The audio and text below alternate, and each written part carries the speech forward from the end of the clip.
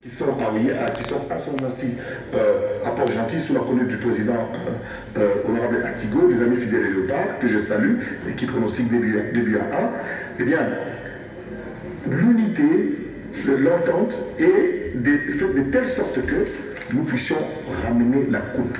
L'objectif de nous, Congolais, c'est de ramener la coupe. Et soyons ensemble, soyons unis, et de ce point de vue, je peux vous dire, je peux vous garantir, avant de partir en Guinée, plutôt au Gabon, moi-même j'ai vu le ministre du Budget. En ce qui concerne les problèmes de l'équipe nationale, il n'y a jamais, il ne s'est jamais posé de problème depuis 2012. Donc notre équipe telle qu'elle est là, le staff, tout le monde est mis dans les conditions qu'il faut. De toutes les manières, quand on regarde très près, c'est pas un problème d'argent, c'est un problème d'engagement. J'ai rencontré des jeunes gens, nos enfants, qui étaient hyper motivés, qui voulaient jouer personnellement, qui voulaient se dépasser. Et ils l'ont fait.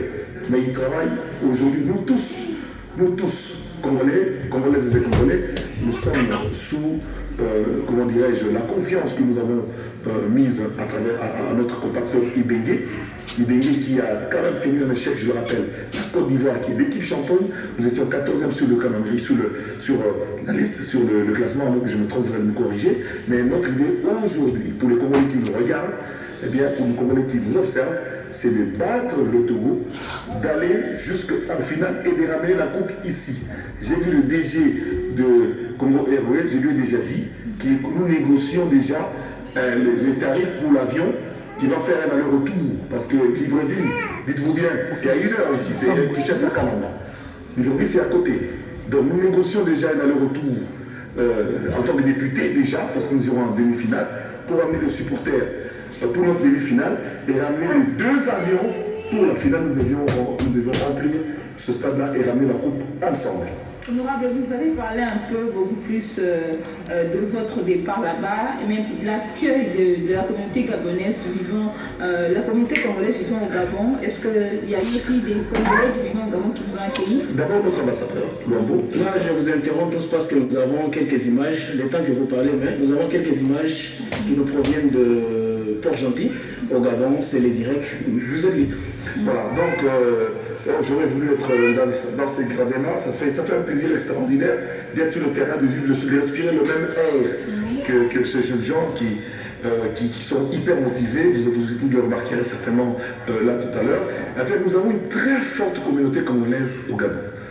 Notre ambassadeur Luambo qui nous suit, qui a pris toutes les dispositions, le président de la communauté congolaise, le premier secrétaire d'ambassade qui a travaillé avec le cabinet du ministre Bakonga pour l'endroit où nous allons loger, que ce soit à Oyem ou que ce soit à Port-Gentil, le président de la communauté congolaise à Oyem qui était là, qui était un professeur. Il y a beaucoup d'enseignants, il y a beaucoup de médecins, il y a beaucoup de Congolais qui vivent au Gabon et qui se sont déplacés jusqu'à Oyem. La preuve, nous n'avions loué que 2 grands bus pour nous, entre Oyem et Libreville pour à l'aller, mais au retour, il en fallait en prendre 4. Parce qu'il fallait ramener, le ministre a donné des instructions à son cabinet pour aucun supporter ne reste à Oyem et que tous les supporters puissent se rendre à Port-Gentil. Vous allez remarquer que, contrairement aux 2 premières prestations, aujourd'hui les gradins seront remplis par la communauté congolaise de Port-Gentil, qui sont soutenus, je le rappelle, par l'Afrique centrale. Donc le Gabon lui-même maintenant, n'est-ce pas, est derrière la RDC. Donc nous, Congolais, bénissons ces enfants. Je me répète, le geste que j'ai vu, j'ai eu des larmes, c'est quand les joueurs sont venus vers nous, se sont agenouillés pour demander la bénédiction, pour demander le soutien, pour demander le pardon. C'est un geste qui voulait tout dire. Et là, j'ai dit, nous allons ramener la coupe, quelle que soit la manière qu'on va jouer. Merci, honorable. Ça s'appelle Organisation Incendie, que même au niveau du pays, bientôt nous allons découvrir